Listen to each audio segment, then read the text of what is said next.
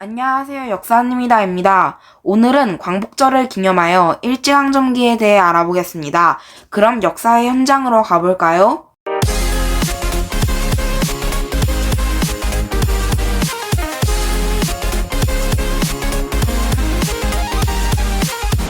일제강점기는 일본에게 나라를 빼앗긴 1910년부터 해방된 1945년까지의 시기를 말합니다. 1876년 강화도 조약을 시작으로 일본은 조선을 일본에 합병시킬 생각을 하고 있었습니다. 강화도 조약이란 한국이 일본과 맺은 첫 근대적 조약입니다. 그리고 그 후 1905년 청일전쟁에서 승리한 일본은 을사늑약으로 대한제국의 외국권을 얻게 됩니다. 을사늑약은 일본과 한국이 체결한 불평등 조약입니다. 이 조약은 모두가 반대했지만 이완용, 이지용, 이근택, 권중현, 박재순이 찬성해 성사하게 됩니다. 여기에 찬성한 5명을 을사오적이라고 부릅니다. 1910년 한일병합 조약이 체결되면서 35년간의 혹독한 시간이 시작됩니다. 일제강점기는 3개의 시대로 나눌 수 있습니다. 첫 시대는 무당통치 1910년대, 두 번째 시대는 문화통치 1920년대, 세 번째 시대는 민족말살 통치입니다. 1930년대. 그럼 먼저 무단통치에 대해 알아보겠습니다.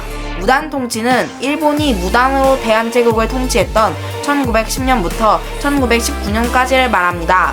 이때 토지조사 사업과 해사령이 생겼고 조선인을 대상으로 태영을 하는 태영령도 생겼으며 헌법이 경찰 대신 활동하는 현병 경찰제도도 운영되었습니다.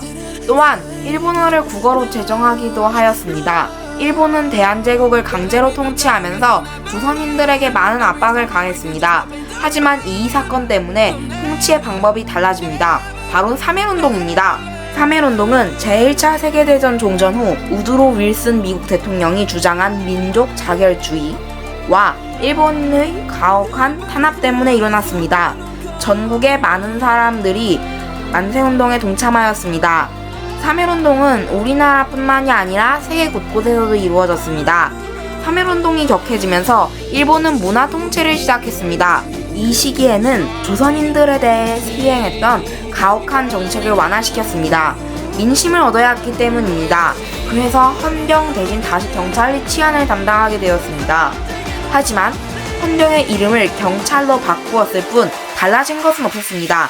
왜냐하면 그 이후 경찰을 3배 이상 늘렸고 더 혹독하게 조선인을 감시하고 독립운동을 탄압했기 때문입니다. 이런 상황인데도 불구하고 이때도 독립운동이 국내외에서 활발하게 이루어졌습니다. 그리고 중국의 상하이 임시정부가 세워지면서 일본에 대한 민족 단결은 더 커졌습니다. 1930년대에 일본은 민족 말살 통치를 합니다. 이때 일본군 위안부가 생겼습니다. 위안부는 일본군 성노예 제도로 대한제국에 죄 없는 여성들을 잡아 성범죄를 하는 것입니다. 정말로 일본은 끔찍하게 조선인들을 억압하고 학대하였습니다. 하지만 가만히 있을 수 없었던 조선인들은 무장 독립운동을 했습니다. 독립을 위한 조선인들의 열기는 뜨거웠습니다.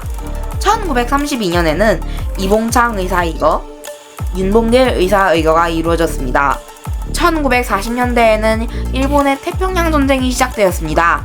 하지만 히로시마와 나가사키에 원자폭탄을 투하하면서 제2차 세계대전과 태평양 전쟁이 끝나게 되었습니다.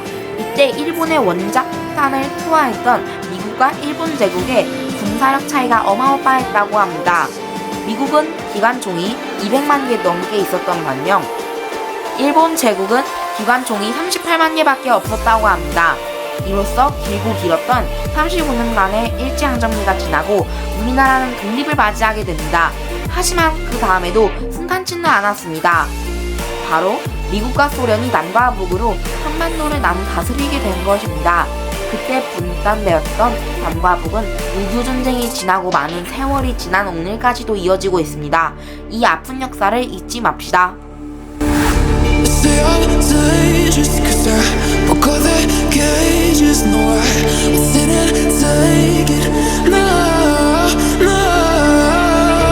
They love me for that, I guess I'll never learn. Every just more pain to burn.